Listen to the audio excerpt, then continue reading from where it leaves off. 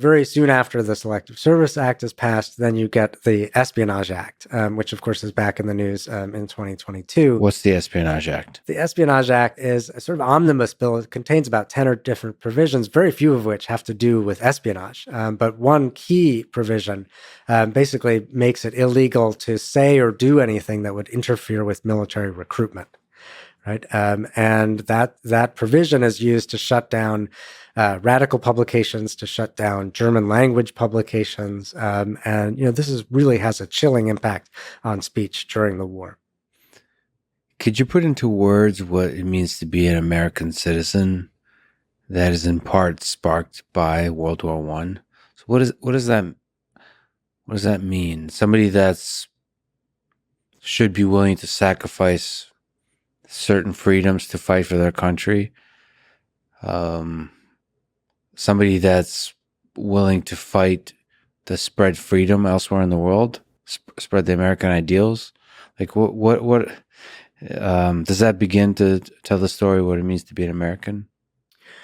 I think what we see is a change, right? So citizenship during World War I now includes the obligation to defend the country, right? To serve, right? And to, if asked, to die for it, right?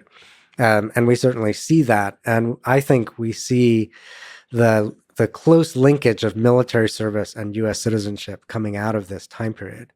But when you start making lots of demands on people to fulfill obligations, in turn, they're going to start demanding rights.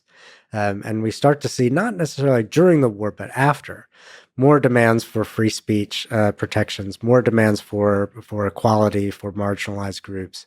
And so, obligations and rights are sort of developing in a dynamic relationship. Oh, it's almost like an overreach of power sparked a sense like, oh crap, we can't trust centralized power to abuse, like to drag us into a war. We need to be able to. So there's the birth of that tension between the government and the people. It's a rebirth of it, Of course, Right. that tension is always there, but in its modern form, I think it comes from this Re-intensification of it. Yeah. So what about you said that World War I gave birth to the surveillance state in the U.S. Can you explain? Yeah, so the Espionage Act, sort of empowers federal organizations to watch other Americans. They are particularly interested in anyone who is obstructing the draft, anyone who is trying to kind of organize labor or strikes or radical movements, and anyone who might have sympathy for Germany, which basically means all German Americans come under surveillance. Initially, this is very small scale, but soon every government agency gets involved, from the Treasury Department Secret Service to the Post Office, which is sort of reading mail, to the Justice Department, which mobilizes 200,000 volunteers. Yeah, it's a really significant enterprise. Much of it goes away after the war.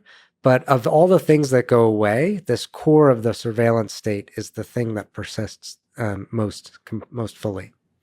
is this also a place where the size of government starts to grow in these different organizations, or maybe creates a momentum for growth of government? Oh, it's exponential growth, right? That over the course of the war, by almost any metric you use, right? The size of the federal budget, the number of federal employees, the number of soldiers in the standing army, all of those things skyrocket during the war.